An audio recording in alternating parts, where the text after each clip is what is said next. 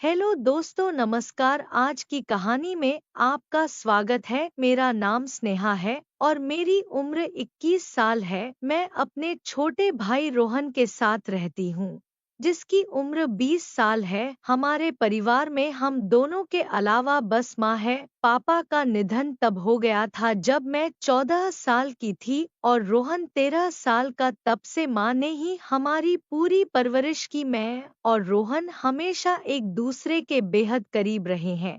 हमारा रिश्ता दोस्त जैसा था, लेकिन कुछ समय पहले कुछ ऐसा हुआ जिसने मुझे अंदर तक हिला दिया। यह बात तब की है जब माँ किसी रिश्तेदार के घर गई थी और मैं और रोहन घर पर अकेले थे। रात हो चुकी थी और मैं अपने कमरे में बैठी कुछ पढ़ाई कर रही थी। रोहन बाहर टीवी देख रहा था। थोड़ी देर बाद वह मेरे कमरे में आया और कहने लगा, स्नेहा दीदी, आप हमेशा इतनी खूबसूरत क्यों लगती हो। दोस्तों, कहानी में आगे बढ़ने से पहले एक रिक्वेस्ट है कि आप इस वीडियो को लाइक करके इस चैनल को सब्सक्राइब कर लीजिए। रोहन की यह बात सुनकर मैं हंस पड़ी और उसे चढ़ाते हुए कहा, मैं तुम्हारी दीदी हूँ, शायद इसलिए तुम्हें अच्छी लगती हूँ।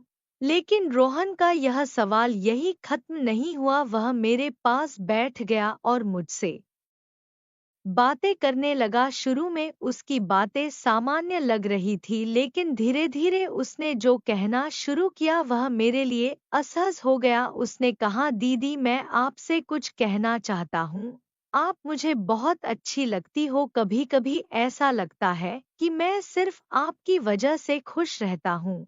उसकी बात सुनकर मैं ठिठक गई। मुझे लगा कि वह मजाक कर रहा है, लेकिन उसके चेहरे पर गहराई और संजीदगी देखकर मेरा दिल धड़कने लगा। मैंने उससे पूछा, रोहन, यह कैसी बातें कर रहे हो? मैं तुम्हारी दीदी हूँ। उसने जवाब दिया, मुझे पता है दीदी, लेकिन मैं क्या करूँ? मैं आपको देखकर खुद को रोक नहीं पाता। आप इतनी प्यारी लगती हो कि कभी कभी लगता है कि आप मेरी नहीं किसी और की हो जाओगी तो मैं सह नहीं पाऊंगा। यह सुनकर मेरी आंखों में आंसू आ गए। मैं समझ नहीं पा रही थी कि यह सब कैसे हुआ। मेरा अपना भाई, जिसे मैं हमेशा बच्चा की तरह समझा, वह किस तरह सोच सकता है, यह मेरी कल्पना से परे था। लेकिन मुझे पता था कि इस समय मुझे गुस्से से नहीं बल्कि समझदारी से काम लेना होगा। मैंने शांत रहते हुए उससे कहा, रोहन, मैं तुम्हारी दीदी हूँ।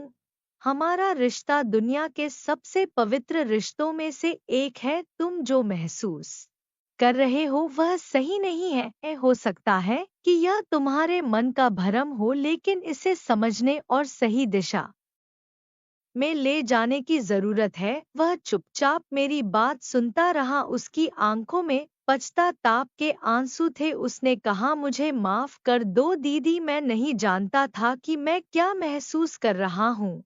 मैं कोशिश करूंगा कि ऐसा कभी ना सोचो। मैं उसके सिर पर हाथ रखा और कहा, रोहन, हम हमेशा एक दूसरे के लिए ताकत रहे हैं।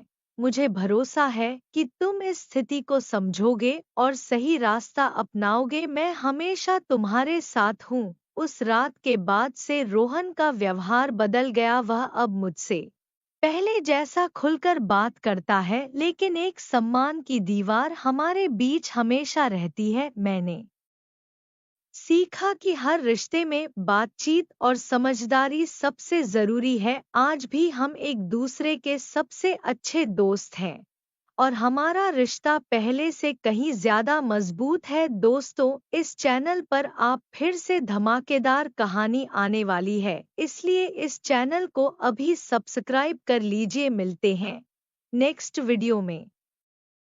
यह कहानी पूरी तरह से काल्पनिक है और इसका किसी भी प्रकार से कोई संबंध किसी भी व्यक्ति विशेष या समुदाय से नहीं है। ये केवल मनोरंजन के उद्देश्य से बनाई गई है।